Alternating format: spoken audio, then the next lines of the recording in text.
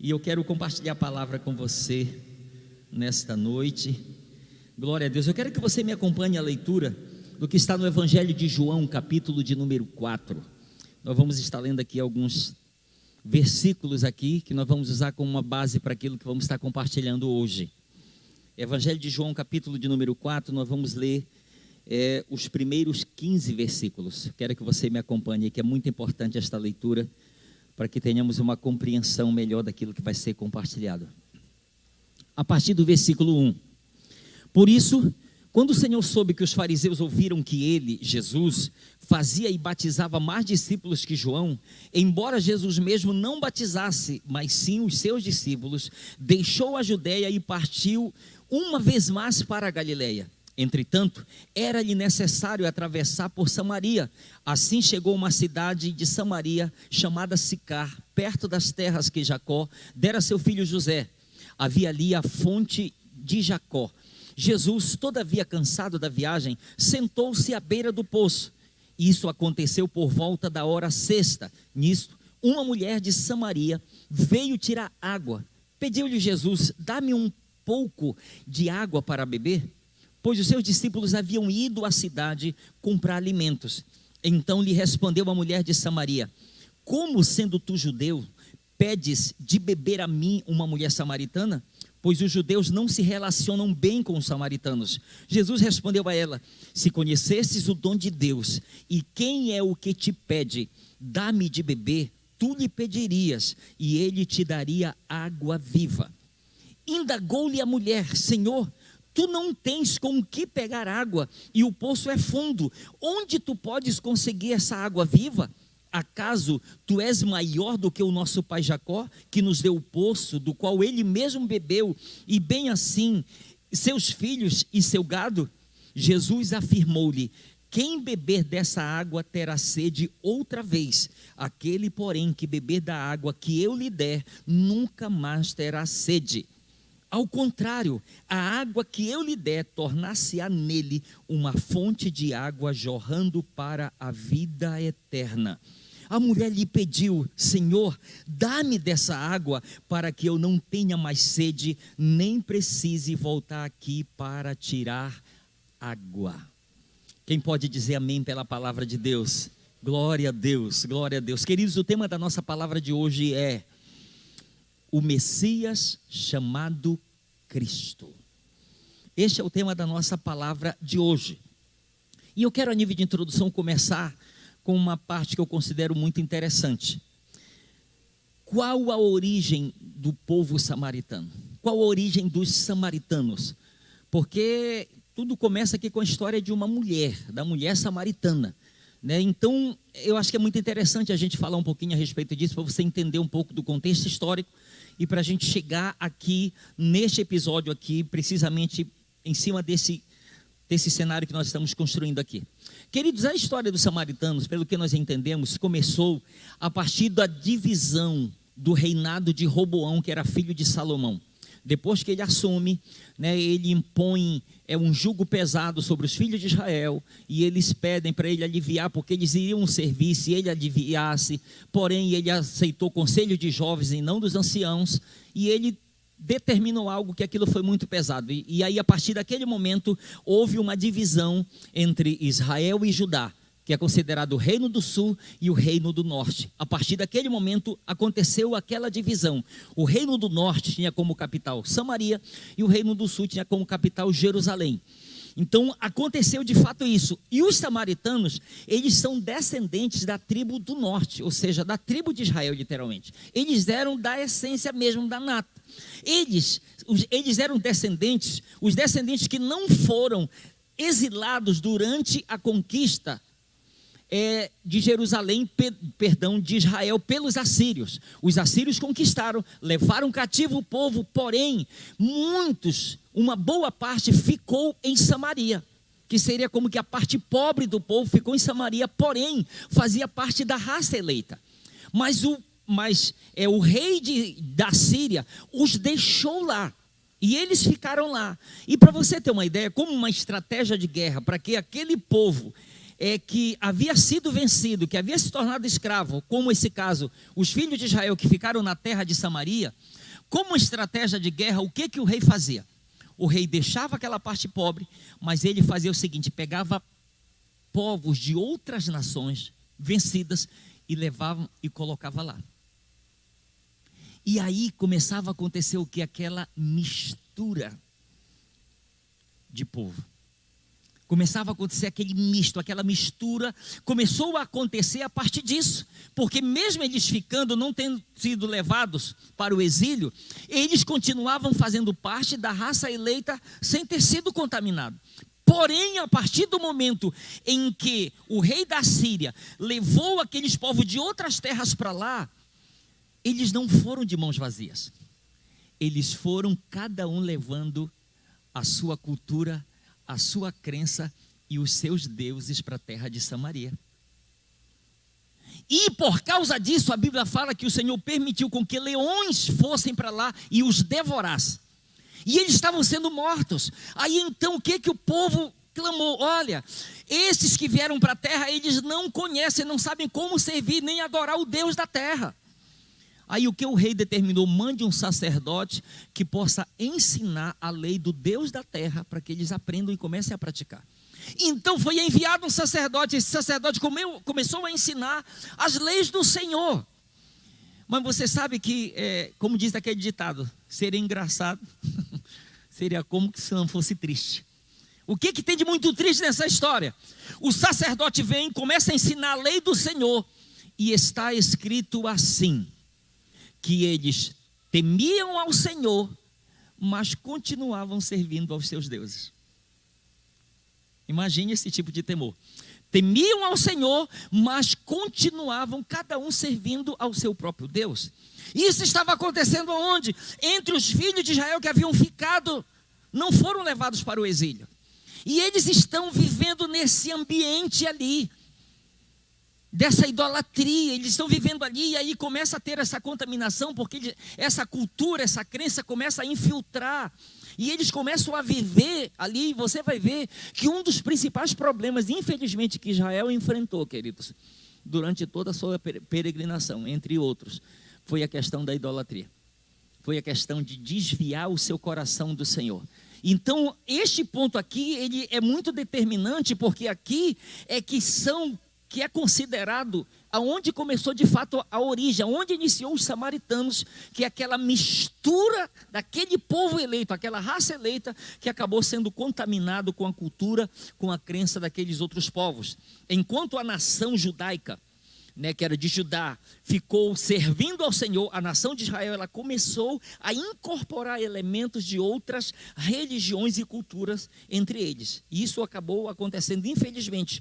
Os judeus, eles consideravam que os samaritanos, eles eram tanto impuros quanto hereges.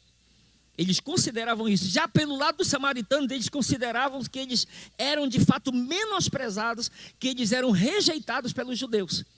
Aí faz jus aquela declaração que nós lemos ainda agora, que a mulher estranha quando Jesus está lhe pedindo água. Porque eu sendo samaritano, você que é judeu me pede água.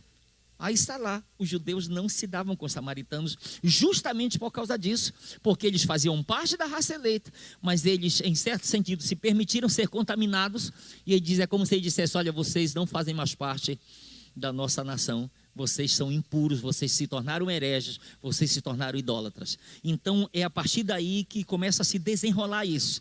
E o texto nos fala que Jesus, ele chega ali em Samaria, mas o que é engraçado, o que é interessante, é que o texto nos fala no início que era necessário, por favor repita comigo, diga, era necessário. O texto nos diz, era necessário que Jesus passasse por Samaria. Então, queridos, não era necessário porque era a rota mais fácil, porque era a rota mais, era a melhor rota. Era necessário por causa de uma coisa que eu tenho aprendido nas Escrituras.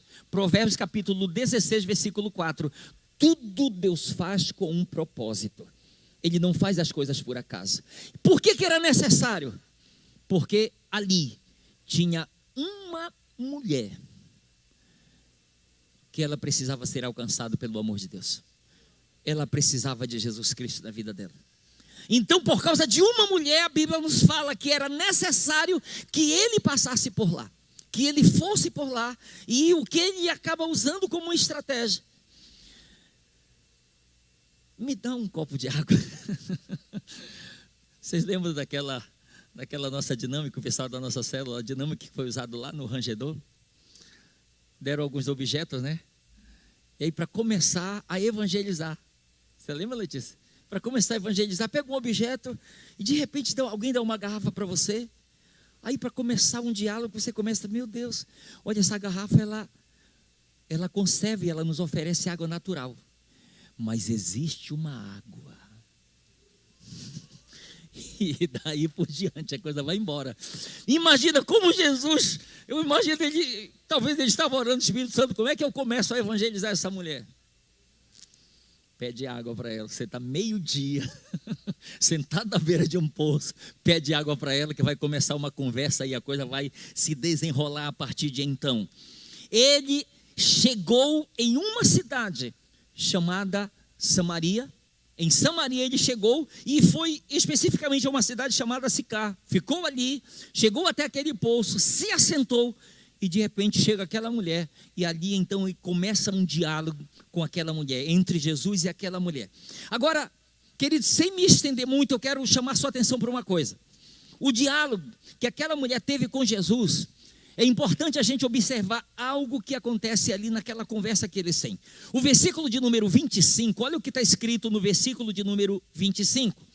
Aquela mulher, na medida em que ela está conversando com Jesus, ela faz a seguinte declaração, ela diz, eu sei, respondeu a mulher, que há de vir o Messias chamado Cristo, quando ele vier, nos anunciará todas as coisas. Numa outra versão, ela diz assim, quando ele vier, ele vai nos anunciar tudo isso. Ou seja, ela está dizendo, olha, tudo isso que o Senhor está falando, quando o Cristo vier, ele vai falar. Pega esse negócio aí. Olha, a mulher está falando com quem? A mulher está falando com Jesus Cristo. E ele está falando para ela, está falando. E de repente acho que ela para e diz, quando o Messias vir, ele vai falar tudo isso que o Senhor está falando. Ainda não havia caído a ficha. Ainda não tinha acontecido aquele estalo. Mas algo está testificando. Agora a pergunta é, de onde aquela mulher tinha esse entendimento, esse conhecimento? De que quando Cristo viesse, que havia uma promessa que o Cristo viria, e que ele iria falar todas aquelas coisas. De onde veio esse entendimento, essa clareza para ela? Quando ela diz o Messias, ela está dizendo o ungido, o príncipe messiânico. Quando ela diz o Cristo, ela está falando que ele é ungido, o Filho de Deus. Então, de onde veio esse entendimento, esse conhecimento para ela, para que ela pudesse então dizer, olha, ele vai dizer todas essas coisas. E acredite, por mais que ela era uma mulher samaritana, você vai entender isso aqui que eu vou lhe dizer. Esse conhecimento ela tinha das Escrituras Sagradas. Esse conhecimento do qual ela está expressando, olha, quando Cristo vir, ele vai falar tudo isso que o Senhor está falando. Esse conhecimento ela tinha da própria palavra de Deus. Mas antes de eu lhe revelar isso aqui, eu quero ler dois textos que estão no Novo Testamento. Lucas capítulo 24, do versículo 25 ao 27. Olha o que está escrito, isso aqui é Jesus dialogando com dois discípulos no caminho de Emaús. Então lhes disse Jesus, honestos e tardos de coração, para crer tudo o quê? Tudo o quê? Quem está comigo aí? Tudo o que os profetas disseram. Porventura, não convinha que o Cristo padecesse e entrasse na sua glória. E, começando por Moisés, discorrendo por todos os profetas, expunha-lhes o que a seu respeito constava em todas as Escrituras. Gente, que privilégio. Que privilégio. Imagina Jesus. Vem cá. Pentateuco, os 5 primeiros livros da Bíblia. Vou mostrar para vocês tudo que está a meu respeito aqui no Pentateuco. Profetas, mostrar para vocês tudo que está nos profetas a meu respeito. Salmos, mostrar para vocês tudo que está nos salmos a meu respeito. Imagina esses dois homens recebendo tudo isso da fonte. Imagina esses dois homens recebendo isso tudo do próprio Jesus Cristo. E é assim que o texto que é relatado, Lucas nos relata assim. Ele diz que ele expôs tudo que a seu respeito constava em toda, diga comigo por favor, em todas as Escrituras. Ok? Pegue isso aí comigo aí. Agora Lucas, vamos mais adiante um pouco. Lucas 24, do versículo 44 ao 47. Vamos ler. A seguir, Jesus lhes disse, isso aqui já é ele se apresentando para todos os discípulos.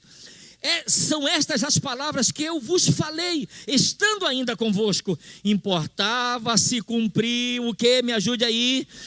Tudo que de mim está escrito na lei de Moisés, nos profetas e nos salmos.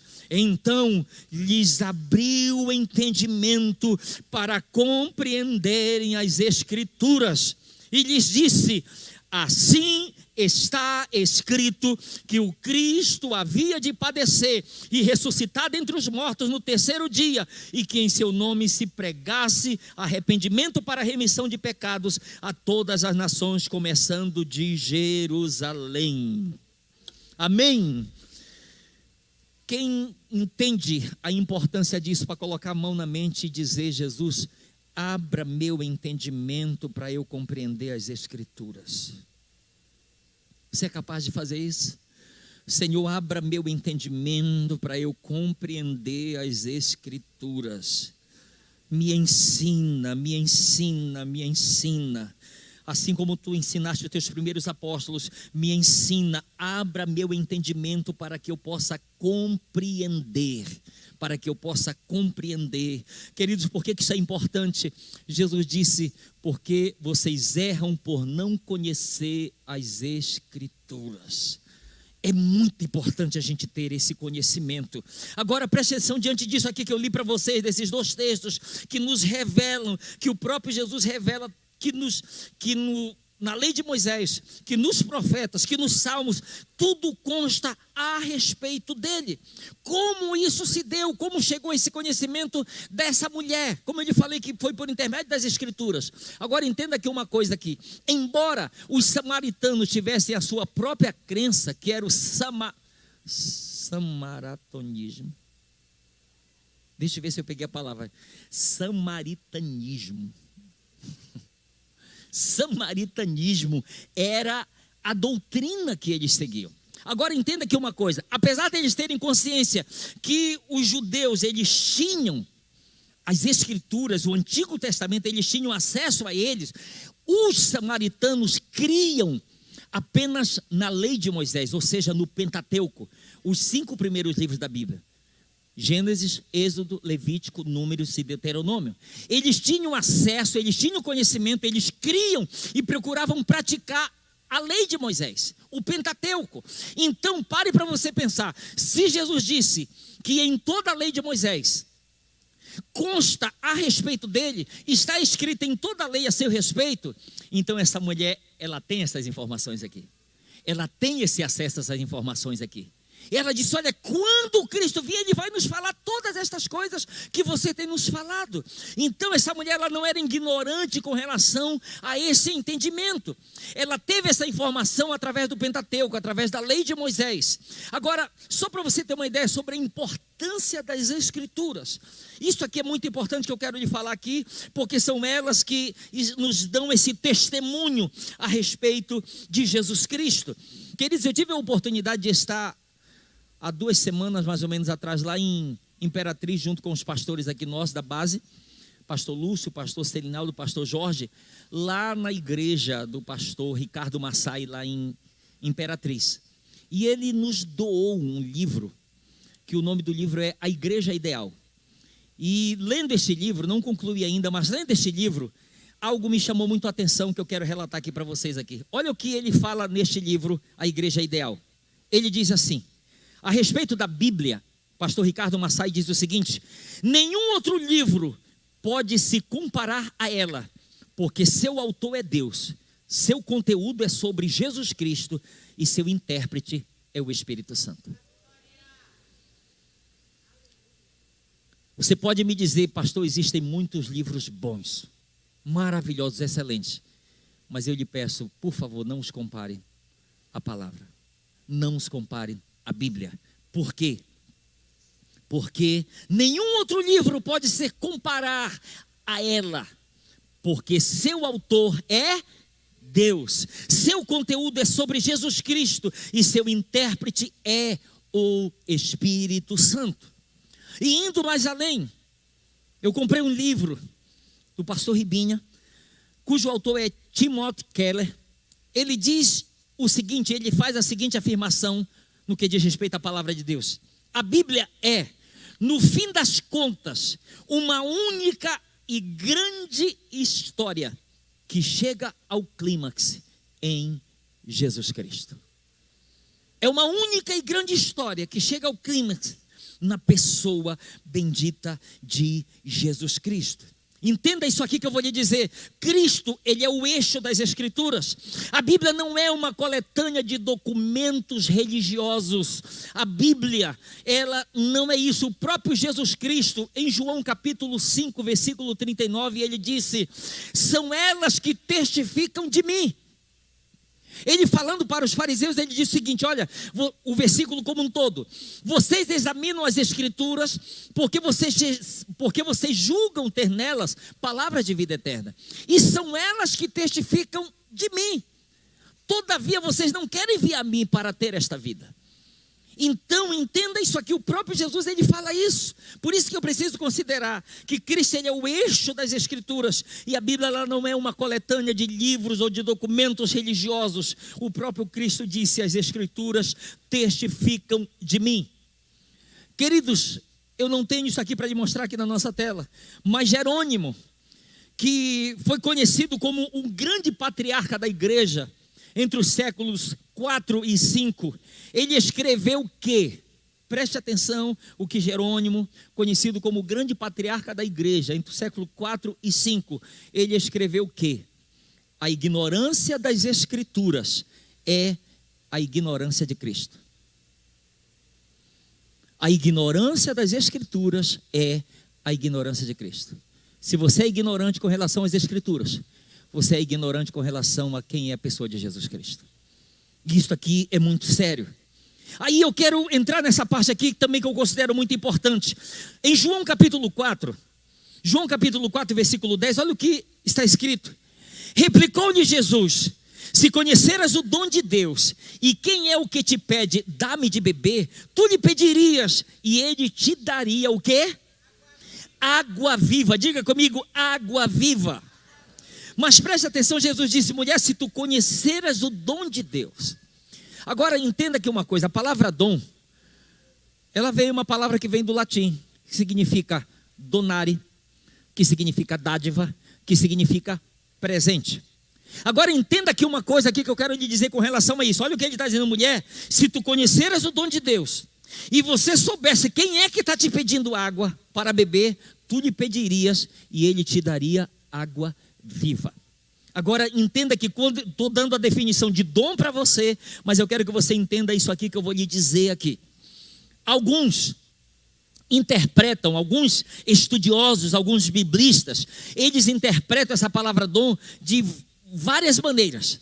Mas existe uma interpretação aqui que nós entendemos como sendo a mais correta. Qual é? Entenda isso aqui. Cristo, ele não veio à terra porque Deus sentia que estava devendo alguma coisa à humanidade. Pelo contrário, era a humanidade que estava devendo para ele. Então entenda isso aqui. Cristo veio a este mundo não com aquele sentimento de Deus: olha, eu estou devendo para a humanidade, então por isso eu preciso pagar, eu preciso dar. Não. Por que é importante a gente entender isso aqui? Por causa disso aqui que eu vou lhe dizer. Cristo, ele não veio trazer um dom. Cristo, ele é o dom de Deus para a humanidade. Você entende isso? Ele não veio trazer um dom, ele é o dom de Deus para a humanidade. Cristo Ele é a dádiva de Deus, Ele é o presente de Deus para a humanidade. Nós precisamos pegar isso e entender de uma forma muito clara. Cristo é a própria dádiva, Ele é o próprio presente de Deus para o mundo perdido em seus delitos e pecados. Ele é esse grande presente de Deus para a humanidade, Ele é o próprio presente. E enquanto que muitos às vezes estão assim: Jesus, o que é que o Senhor tem para me dar? Não, você não entendeu. Eu sou o presente. O presente não está na minha mão. Eu sou o presente de Deus para você. Aí ela diz assim, Jesus está se revelando para aquela mulher, e ela diz o seguinte: eu sei, respondeu a mulher, que há de vir o Messias chamado Cristo. Quando ele vier, ele nos anunciará todas estas coisas. Agora imagina Jesus dizendo para aquela mulher: mulher, ei, mulher, você não precisa mais esperar pelo Messias chamado Cristo. Aí ela poderia perguntar: por que eu não preciso mais esperar pelo Messias chamado Cristo?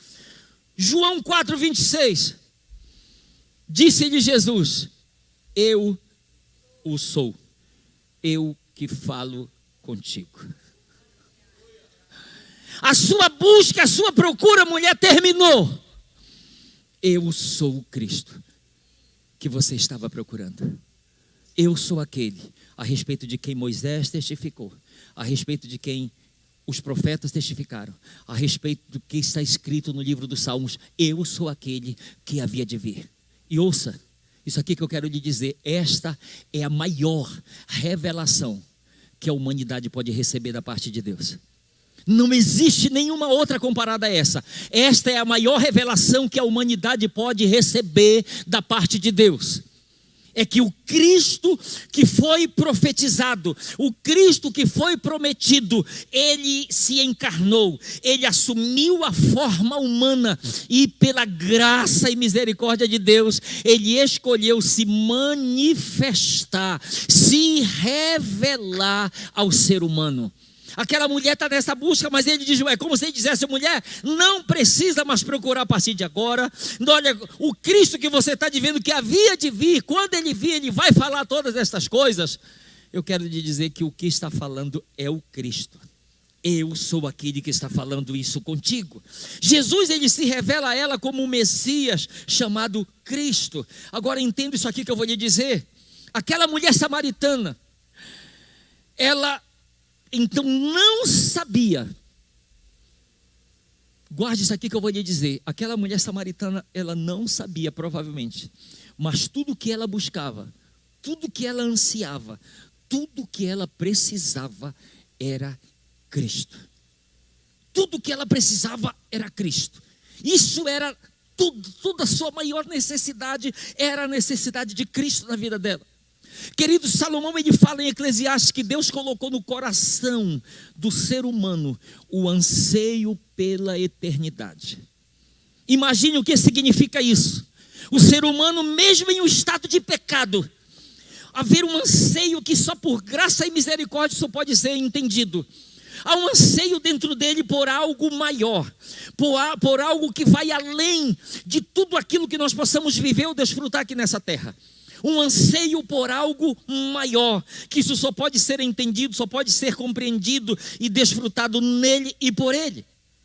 Ela entendeu, essa mulher entendeu tanto essa verdade, que a seu respeito, olha o que está escrito, João capítulo 4, versículo 15, olha o que está escrito. Disse-lhe a mulher: Senhor, dá-me dessa água para que eu não mais tenha sede, nem precise vir buscá-la. Olha aqui para mim, por favor. Queridos, essa mulher, ela não estava pedindo da água que aquele poço de Jacó podia lhe dar. Ela não estava pedindo da água que eu estou carregando dentro dessa garrafa aqui. Essa mulher entendeu que o que estava sendo proposto para ela era algo que estava muito além do que o natural podia lhe proporcionar, podia lhe oferecer. E ela então entende e ela diz: Senhor, me dá de beber desta água viva. Me dá de beber desta água para que eu não tenha que voltar aqui, para que eu não tenha mais sede, nem precise voltar aqui neste lugar. Me ouça, por favor. Cristo era tudo que aquela mulher precisava, era tudo que ela buscava. Agora pegue isso aqui, qual era a maior necessidade daquela mulher? Jesus diz para ela: mulher, vai e chama o teu marido. Ela diz: Senhor, eu não tenho marido. E Jesus olha para ela e diz: tu disseste bem, porque 5 maridos tu já tiveste, e este agora que tu tens não é teu. Olha aqui para mim. Aquela mulher, ela não precisava de um marido novo. Aquela mulher, ela não precisava de uma casa nova, de um carro novo, de um emprego novo. Ela não precisava de algo material que pudesse momentânea, temporariamente satisfazê-la. Olha o pedido dela: Senhor, dá-me de beber dessa água, para que eu não tenha mais sede e nem precise voltar neste lugar. Quando a gente não consegue ainda entender e nem receber isso, olha o que acontece. E dá um exemplo que eu dei hoje de manhã. Exemplo, a prostituição. A pessoa se prostitui, pratica fornicação ou adultério para se satisfazer, para se preencher. Só que a sede não acaba. Depois ela volta de novo no mesmo lugar. Porque é uma sede que não é saciada. Momentaneamente, temporariamente é. E ela diz: Senhor, me dá desta água para que eu não tenha mais sede e nem precise voltar neste lugar. Nem precise voltar para beber de novo desta água. Eu quero desta água que o Senhor está me oferecendo. É isso que essa mulher está ansiando, por aquilo que Cristo está oferecendo para ela. E a minha oração hoje, é que você apenas não tenha conhecimento de Jesus. A minha oração é que o Messias chamado Cristo seja revelado a você e aos seus, e que a pessoa dele seja o suficiente para lhe preencher por completo.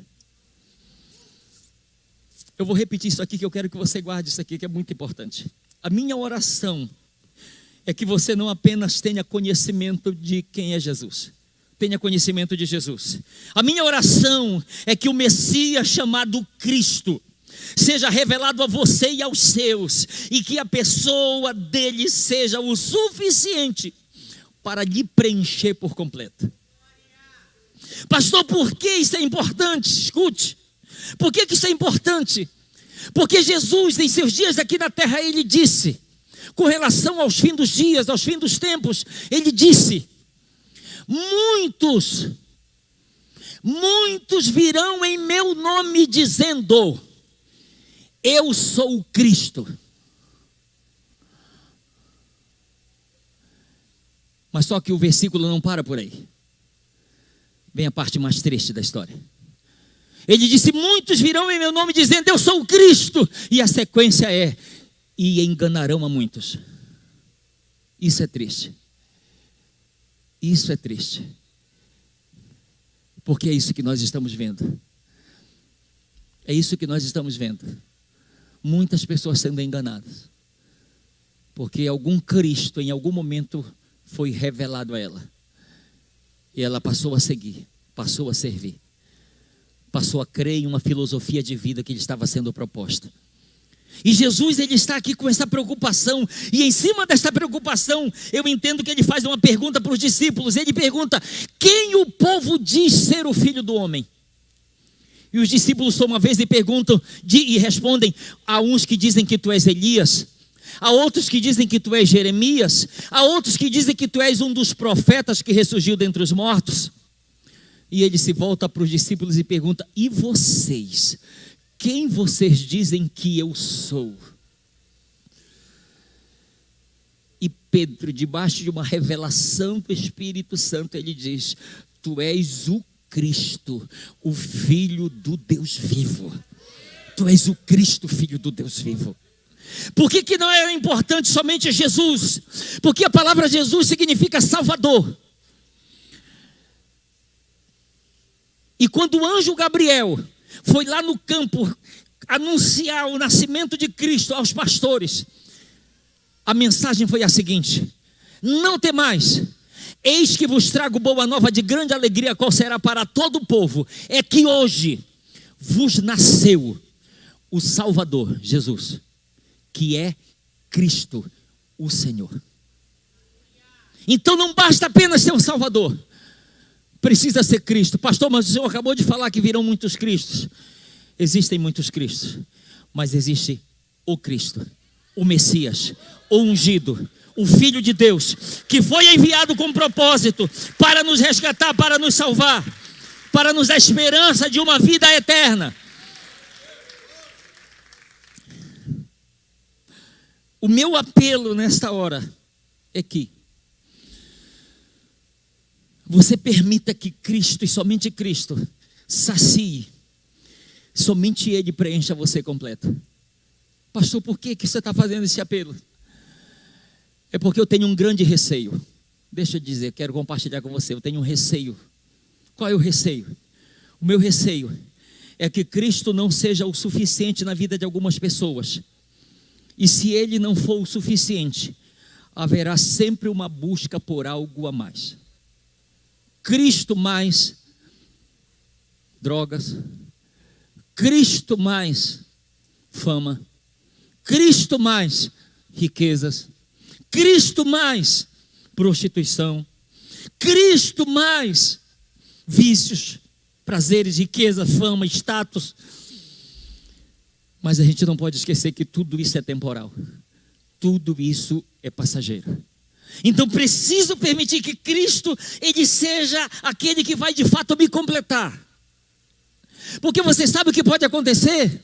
Acredite, tem gente que abandona Cristo, sabe por quê? Porque não recebeu algo que pediu para Ele. Eu quero com muito amor dizer, essa pessoa não era completa em Cristo. Porque olha aqui para mim, se eu for completo em Cristo, esta garrafa vai ser um adereço. Ela não vai me preencher, ela não vai me completar. Quem está entendendo o que eu estou falando aqui? Você entende? Enquanto muitas pessoas estão buscando serem completas em alguma coisa, parece que está faltando. Eu não tenho marido. Meu Deus, eu tenho medo de morrer solteiro. Meu pai, está faltando isso, está faltando.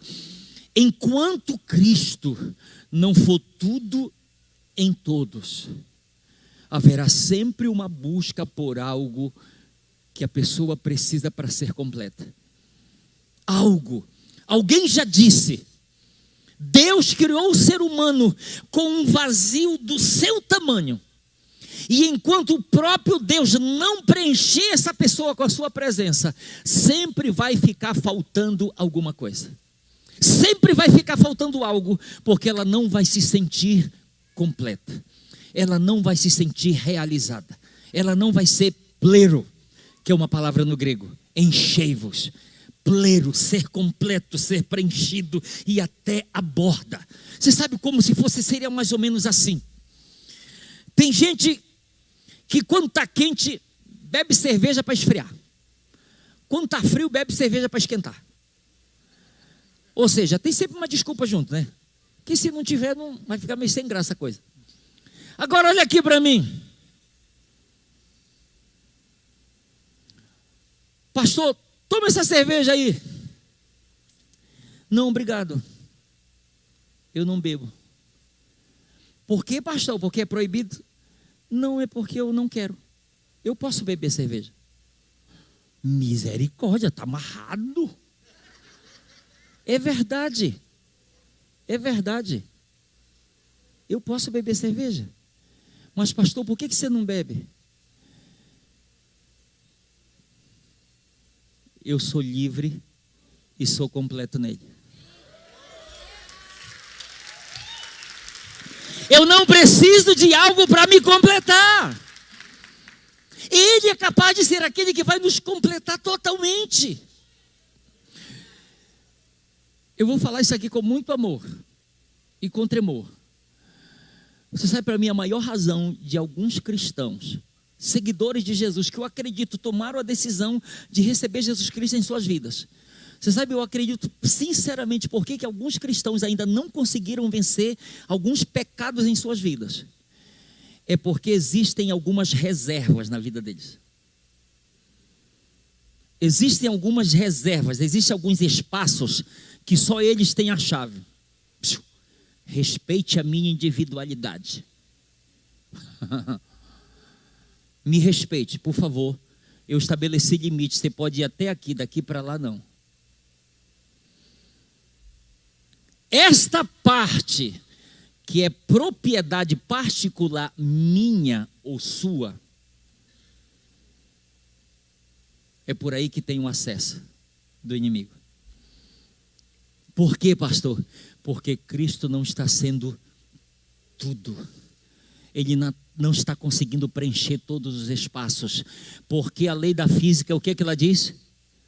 Que dois corpos não devem ou não podem ocupar o mesmo espaço. Então olha aqui para mim, se a minha vida ela está completamente preenchida por Cristo, desculpa, não tem mais vaga. Já está preenchida.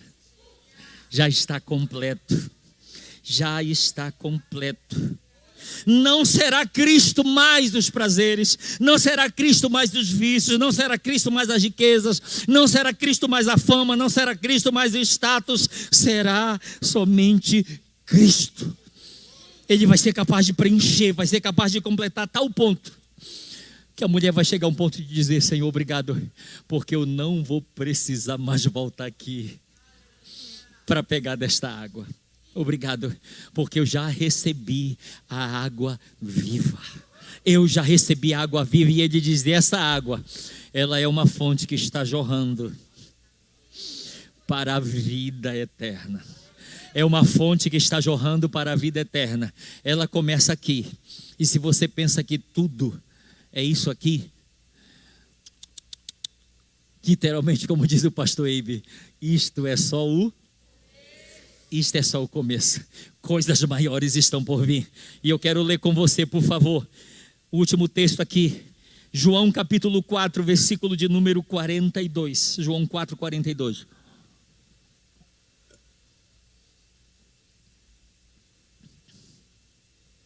Isso aqui já é os samaritanos. Depois do testemunho da mulher, eles dizem: então disseram à mulher: agora cremos, não somente por causa do que tu falaste, mas porque nós mesmos o ouvimos e sabemos que este é verdadeiramente o Cristo, o Salvador do mundo. Nós verdadeiramente cremos, nós sabemos, ao ouvi-lo, nós sabemos quem Ele é. Ele é verdadeiramente o Cristo, o Salvador do mundo. Queridos, o que eu quero nesta noite, como ele disse, a minha oração é que de fato Cristo, Ele seja aquele que vai nos completar, seja aquele que vai de fato nos preencher, seja aquele que vai de fato ser tudo em nossas vidas. Isso parece que para alguns é muito pesado, é muito grande, mas para aqueles que estão caminhando e que estão vivendo talvez uma vida ainda de escravidão ao pecado, como aquela mulher estava vivendo. Aquela mulher estava presa.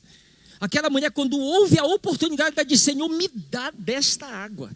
Eu quero desta água. Mas não era qualquer água. Ela separa, ela diz: eu quero desta água viva. É desta água que eu quero, porque eu quero ser preenchido. E lembre-se, o maior dom de Deus, existem dons da parte de Deus, dons que Deus nos dá, talentos, habilidades, existem sim, mas nenhum dom se compara ao dom chamado Jesus Cristo. Ele é o dom de Deus, e Deus mandou o seu Filho, não porque Ele estava devendo algo para a humanidade, mas era a humanidade que estava devendo para Ele. E Ele olha e Ele vê que a humanidade não tem condições, não tem capacidade de pagar a sua dívida. Então Ele manda Jesus para pagar a nossa dívida. Ele manda Jesus como presente do Senhor para todos nós. E que nós tenhamos esse entendimento, como essa mulher teve, que nós tenhamos essa revelação que essa mulher teve, e nós possamos então em Cristo ser de fato completos nele.